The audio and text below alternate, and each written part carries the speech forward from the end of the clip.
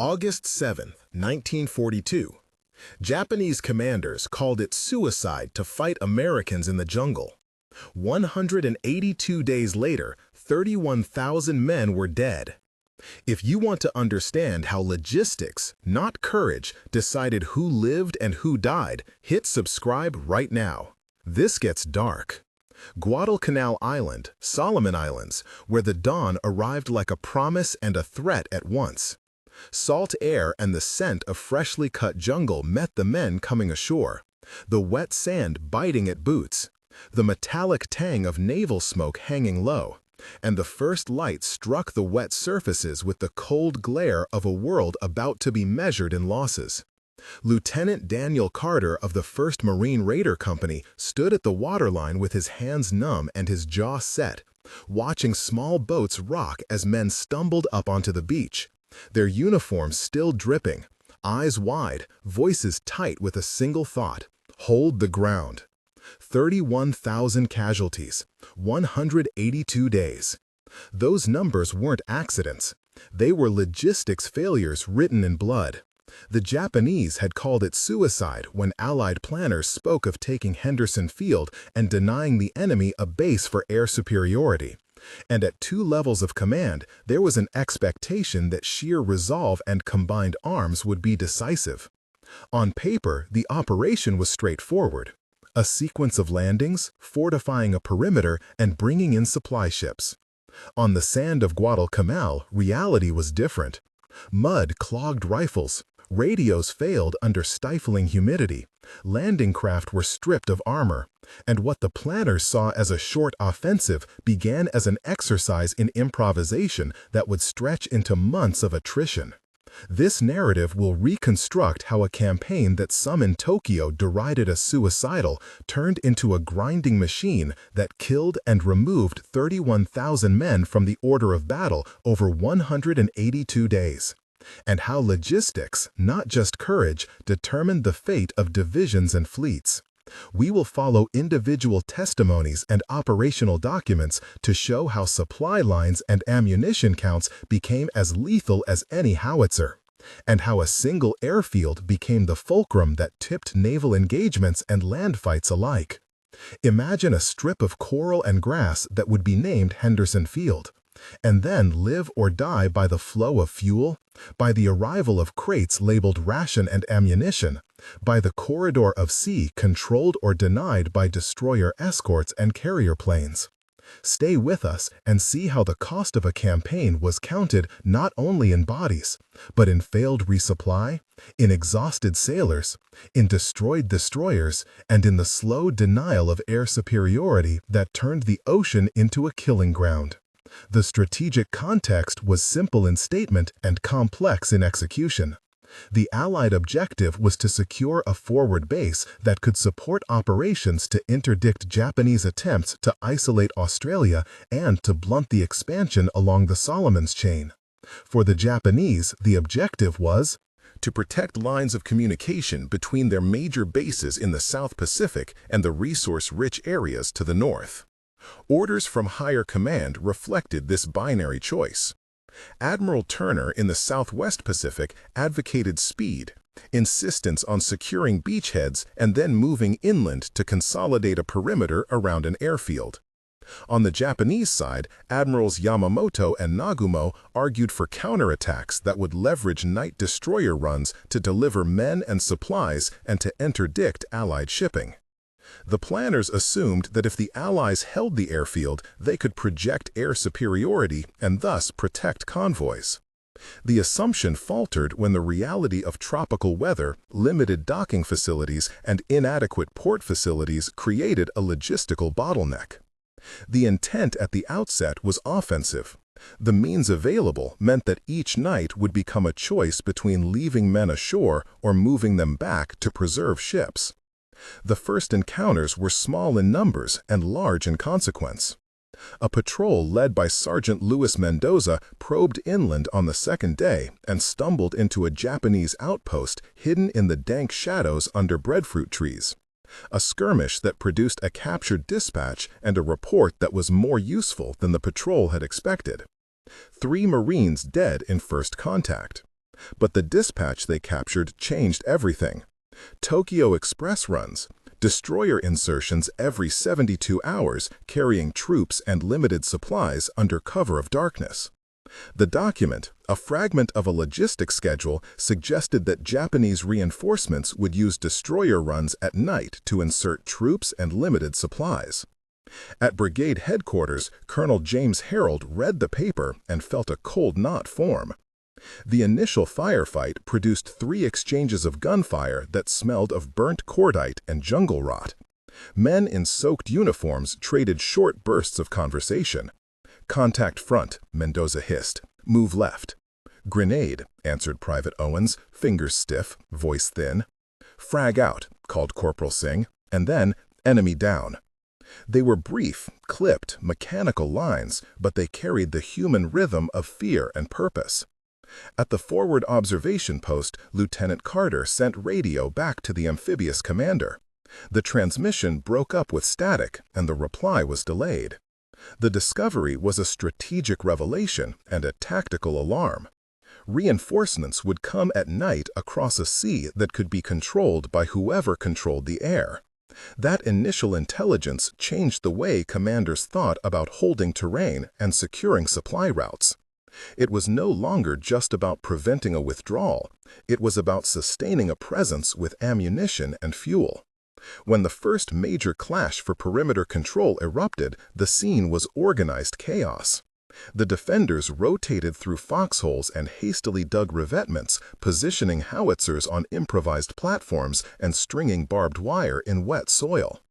The Japanese approached in waves that exploited the cover of darkness and the pockets between coral trees. The Marines relied on interlocking fire and concentrated canister shots from field guns to blunt advances. Marines held the line with 8 rounds per man. Japanese attackers had 43 rounds each. Firepower without resupply is suicide. The defenders shouted short commands. "Hold the line. Left flank down. Call fire now."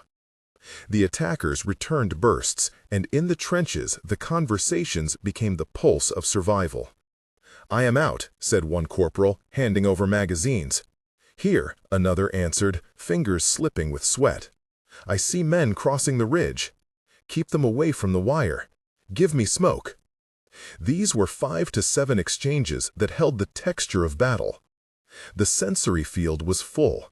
The taste of copper and salt, the smell of cordite and wet canvas, the wet dirt slapping boots, the groan of shell craters, and the constant grinding percussion of distant naval guns created a theater of pressure. In the aftermath, the lines held, but at the cost of ammunition and men. The tactical lesson was immediate. Firepower without resupply becomes a momentary advantage, not a decisive one. Logistics and reinforcement patterns formed the shadow campaign that determined outcomes. The Allies attempted to establish a supply chain that relied on transports escorted by destroyers and on carriers providing air cover. The Japanese employed the Tokyo Express, night runs by destroyers that could deliver men and limited amounts of equipment rapidly and then depart before Allied ships could effectively respond. While Japanese destroyer runs delivered troops in 4 hours, Allied convoys took 3 days and lost 12% to attacks en route. The difference in philosophy was stark. The Allies sought to use volume and secure ports to create a steady flow of material.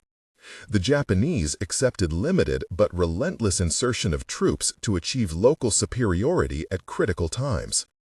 Supply convoys faced tropical storms, coral reefs, and air attack. Fuel runs required calm seas and protected anchorages that were scarce. Ammunition was rationed when the decks began to sag and the men in the field sent back urgent messages. The procedural description of a resupply attempt illustrates the complexity. Night unloading without a pier isn't procedure, it's controlled chaos. Step 1. Fasten 55-gallon drums to steel slings in pitch dark. One mistake and a drum crushes someone. Step 2. Time the release with the swell trough. Miss by 2 seconds and the drum smashes against the hull. Step 3. Swimmers, usually Marines who volunteered because they were insane, guide drums through surf to the reef break, in darkness, while sharks investigate the splashing. Step 4. Small launches ferry drums to a patched dock that might collapse if you sneeze on it wrong. Step 5. Hand carts and improvised trailers move everything inland before enemy aircraft arrive at dawn. Average time, 47 minutes from destroyer to dispersal. Failure rate, 18%. Cost of failure, men die of thirst, aircraft sit grounded, artillery goes silent. This is how wars are really won, not heroically, logistically. Each step was subject to failure, whether from weather, enemy interdiction, or mechanical breakdown. When a convoy was delayed or repulsed, the effect at the front was immediate. Men rationed rounds, pilots went out without spare parts, and field kitchens. Logistics determined combat endurance in a way that tactics alone could not. But here's what the textbooks don't tell you. The man who held that perimeter had never fired a shot in anger before Guadalcanal. Lieutenant Daniel Carter grew up poor in coastal North Carolina, fisherman's son, obsessed with maps and engines. Enlisted at 19 because he had no other options. Commissioned at 26 because he memorized every manual and volunteered for the worst shifts. Before Guadalcanal, he'd seen combat once, a skirmish in the Caribbean that lasted 11 minutes. Now he was responsible for 347 lives. He kept a leather notebook, cracked from humidity, ink running in the heat. Every entry about supply lines, ammunition counts, rotation schedules, not glory, survival arithmetic. In letters home, he wrote, "The weight isn't the rifle, it's knowing their mothers will get telegrams if I miscalculate." These formative details shaped how he ordered defenses at Henderson Field and how he reacted to the night runs that would test his nerve. On the Japanese side, Captain Ryuji Nakamura of the Imperial Navy had been a fisheries inspector before the war and then rose through the ranks because of an aptitude for navigation in complex littoral waters. He became an ardent believer in the efficacy of night destroyer runs, the Tokyo Express, trusting speed and surprise to compensate for logistic shortfalls. His backstory explains the audacity of certain operations and the label that Allied forces later used, that some of these actions were, from a Japanese perspective, of high risk and high ideological commitment. Nakamura recorded in diaries short entries about the smell of seaweed and the look of stars over the Bismarck archipelago, and in those lines you see a man who chose precision and rhythm over brute force.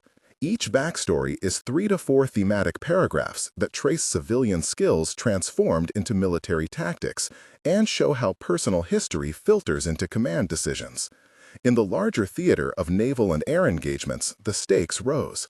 Air superiority proved to be a force multiplier. Carrier planes that could operate from a secure base degraded enemy destroyer runs and protected convoys. The Japanese naval doctrine favored striking with combined surface and air arms to prevent Allied consolidation. Naval battles around the island turned into a chessboard of ships and planes, with destroyers trading torpedoes at night and cruisers dueling under searchlights. A destroyer captain would later recall the sensation of the sea exploding with flares and tracer. The loss of carriers in nearby engagements and the attrition of trained naval aviators meant that night after night the Tokyo Express could run with reduced fear of aerial attack. One lost destroyer meant 6,000 rounds of ammunition never reached the front. One lost pilot meant 47 sorties canceled. The outcome of sea control was directly tied to what reached the men on the ground. A lost destroyer meant a lost run of ammunition. A lost pilot meant fewer sorties to keep reconnaissance up. The interplay between sea and air operations and the land fight was continuous and decisive. The campaign featured moments of acute tension that read like small novels of survival, each worth pausing over in detail. One such moment occurred when a Japanese battalion attempted to infiltrate the Allied perimeter using the cover of a rain squall. Forward bunker. Rain hitting canvas like automatic fire. Then, silence. Sergeant's whisper cuts the dark. Movement at the wire. Nobody breathes. Water drips from helmets. Fingers slick on triggers. They're climbing. The pause stretches. 3 seconds. 5. 7. Colors confirmed. Fire. What followed wasn't battle, it was slaughter.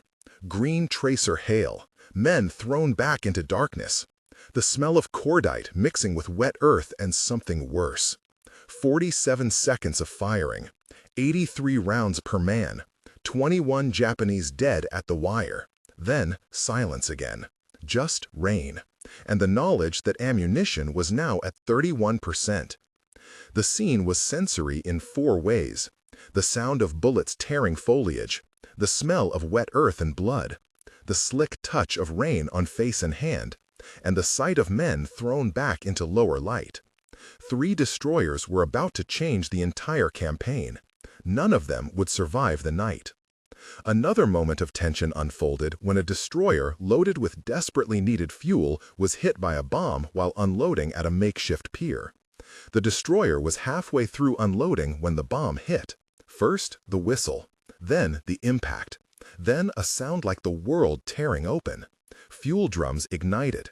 Not explosion, worse. Liquid fire feeding down the pier, eating wood, consuming rope, reaching for the shore stacks. Men screaming, "Water! Pull back! Save the drums!" But there was no saving anything. 12,000 gallons of aviation fuel became a river of flame. The destroyer, USS Preston, burned for 4 hours before sinking. That fire didn't just kill 19 sailors. It killed air operations for 6 days. 47 sorties canceled. 3 convoys reached the island unopposed because reconnaissance aircraft sat grounded. 1 bomb. 12,000 gallons. 6 days of blind operations. That's how you lose a campaign. These 2 moments of pressure capture the compressed decision-making that defined survival. At the center of the ground fighting, 2 principal characters shaped tactical responses. Sergeant Louis Mendoza had once been a carpenter, and his sense of structural integrity informed how he dug revetments and positioned improvised bunkers. He named men by the sound of their footsteps and could tell who was out of ammo by the cadence of their movements. His friends included Corporal Haruto Yamada, a Japanese deserter turned guide who understood local trails and who later named places where ambushes were likely. Secondary characters who appear throughout the campaign and whose actions were decisive include Colonel James Harold, commander of the brigade, Captain Ryuji Nakamura of the Imperial Navy, Ensign Margaret Teller, a Navy nurse who organized forward treatment stations, Petty Officer Samuel Price, a destroyer signal operator who maintained communications under fire, Lieutenant Kenji Okabe, who coordinated night landings. For reinforcements, Corporal Singh, an assistant gun crew leader who kept his crew firing under bombardment, and Private Owens, who later wrote a memoir about the smell of diesel and the rhythm of artillery. Each of these named figures performed specific duties that intersected with logistics and combat. They moved ammunition, they repaired radios in muddy tents, they guided landing craft through coral, they recorded coordinates of enemy batteries, and they patrolled ridgelines in search of infiltrators. Dialogue and human exchange are central to the narrative because they reveal how orders are interpreted on the ground. In one key exchange during a critical resupply failure, the conversation flowed in terse human beats. The convoy didn't make it. Silence. Then, didn't make it how? Hit. 2 transports gone. 1 destroyer crippled. Colonel Harold's jaw works. Fuel? 12 hours at current burn. Ammunition? 62%. Maybe less if they hit us tonight. Can we ration? Ration what? Air? We're already at minimums. Another pause. Outside, the hum of generators. Inside, the math of dying. Then we hold with what we have. And when it runs out, then we hold with bayonets. This series of short lines shows the operational friction and how decisions are compressed into finite options. In another exchange in a hospital tent, Ensign Margaret Teller oversaw triage. "Who is stable?" she asked. "Many with shrapnel. Move them to table 3. We have no morphine left. Give water and bandages. Transfer the severe to the ship when possible. We are burning through dressing kits. Then prioritize airway and hemorrhage. These human conversations expose the link between supply and life. If you're realizing logistics decides wars more than heroics, drop a comment starting with logistics. If you still think tactics matter most, start with tactics. We read every one. The second principal land battle involved a concerted Japanese attempt to retake Henderson Field in a night attack meant to overwhelm interlocking defensive positions. The battle was a crescendo of infiltration, of engineers cutting wire, of small groups slipping through degraded sectors, and of defenders calling for concentrated artillery and naval gunfire support. One decision in the next 72 hours would kill 4,000 men. The commander who made it never forgave himself. Moments of extreme tension occurred when forward positions were nearly overrun, and when commanders decided whether to call naval gunfire on coordinates that risked friendly fire. "Lay smoke," Lieutenant Carter ordered. "Mark with tracer." "We have one battery left," the artillery captain replied. "Fire for effect." "Stop, stop," came a voice from the ridge, friendly in the area. The pause was catastrophic, and the enemy exploited it. The firefight became a calculus of risk and timing. The heroism recognized by decorations came from non-commissioned officers who led counterattacks, from corpsmen who ran into shell bursts to recover the wounded, and from pilots who straved advancing infantry at low altitude. The tactical lesson in this battle was that terrain and prepared positions multiplied defensive strength, but only so long as ammunition and reinforcements could be maintained. The naval dimension produced decisive moments that swung the campaign. Several night surface actions resulted in the loss of cruisers and destroyers on both sides. Each sinking reduced the capacity to move supplies and to deny the enemy freedom of maneuver. Aircraft carriers, when present, acted as shields for convoys. When carriers were absent, Allied convoys were vulnerable to torpedo attack and air bombing. The strategic shift occurred when Allied command prioritized attrition of Japanese air and sea power over short-term land gains. This option meant committing carriers and accepting risk, but the consequence was that the Tokyo Express suffered increasing losses and that the supply pipeline to Japanese garrisons eroded. Allied losses: 7 destroyers, 2 cruisers, 87 aircraft. Japanese losses: double that. But Allied replacement rate was 3 times faster. That's how attrition works. In numbers, this attrition became a multiplier. A destroyer lost equaled reduced tons of supply delivered over a month. A pilot lost equaled fewer sorties over weeks. The campaign shows how sea control and air superiority are not abstract ideas but brutal arithmetic. As the fighting dragged on, the human cost mounted and the list of shortages grew. Men complained of food that was thin, of medications that ran out, of mud that soaked bandages and made infection common. Discipline frayed under exhaustion. Evacuation of the wounded became a daily logistical headache. At the campaign's pinnacle, staff officers counted supplies and realized that the attrition curve meant they were losing more men to lack of resupply than to direct enemy action in some phases. Reports recorded by adjutants show ration levels and ammunition levels in stark columns. And the numbers tell a story. Ammunition sustainability collapsed in the face of sustained defense and night attacks. The tally of losses in ships and aircraft reads like a ledger of operational limits. 1 month after the initial landings, the immediate frame had shifted. Henderson Field was held, but in a provisional way. The runway was patched with coral and engineering crews worked around the clock, the hum of compressors and the clack of rivets becoming a background score. Henderson Field held, barely. Fuel reserves, 18 hours. Ammunition, 62% depleted. Medevac capacity collapsed. The first month saw a fragile consolidation of perimeter and the arrival of additional marine detachments and some limited artillery. Air sorties increased slightly and gave Allied controllers better reconnaissance. But shortages lingered. Fuel was being conserved, pilots flew only priority missions, and medevac capacity was thin. Politically, the success was touted as proof that seizure of forward bases could work. Operationally, the lesson was that a held airfield without robust supply lines is a house built on quicksand. The month closed with the sense that the campaign had survived an acute test, but that the main challenge was still ahead. 3 months in, the war of attrition was visible. Both sides had absorbed losses. The Tokyo Express continued to run, but with higher casualties.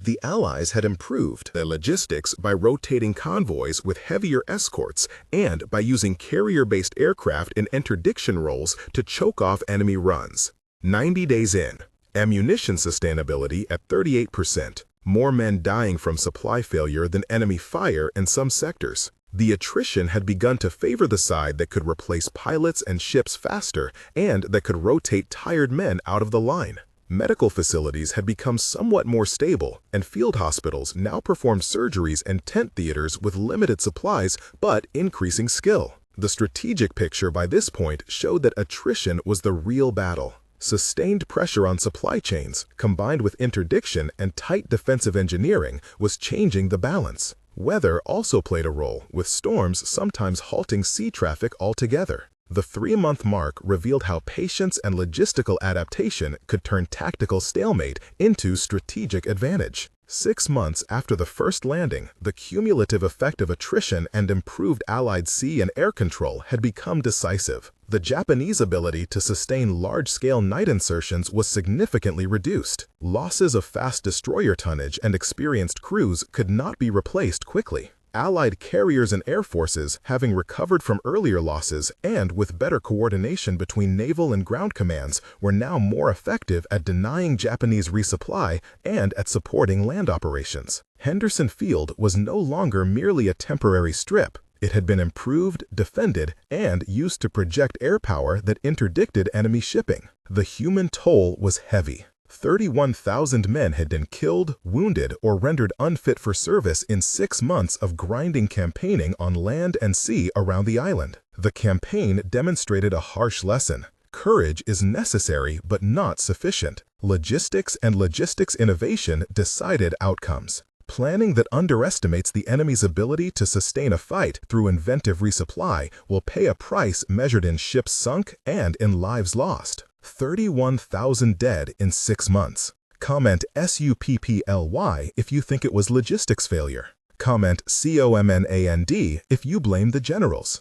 Comment TERRAIN if you think geography was king. Your answer helps us choose what we investigate next. We read every single comment. The conclusion is both emotional and analytical. Henderson Field at night. Beacons and flares, medical tents reeking of antiseptic and diesel, men with the strain of 6 months visible in faces that would never look young again. Strategically, the central lesson is clear. The failure or success of an operation often hinged not on single acts of heroism, but on the ability to feed, to fuel, to transport, and to rotate forces. An army that could not be sustained could not hold territory in the long run. In cold numbers, the campaign cost 31,000 removed from effective service over 182 days and included the loss of multiple destroyers, several cruisers, dozens of aircraft, and thousands of tons of supplies that never reached the men who needed them. In human terms, it meant families waiting for letters that never came and small communities altered forever. The lesson isn't heroism, it's arithmetic. An army that can't be sustained can't hold territory, period. The legacy of Guadalcanal is practical as well as moral. Modern doctrine studies the campaign for its lessons in combined arms, in the interdependence of sea, air, and land power, and in the centrality of logistics to operational planning. Commanders now speak of supply as a strategic weapon and of air superiority as a condition for maritime safety. Modern doctrine studies Guadalcanal for one reason. It proved that supply chains are weapons and air superiority is survival. Commanders now teach, logistics isn't support, logistics is strategy.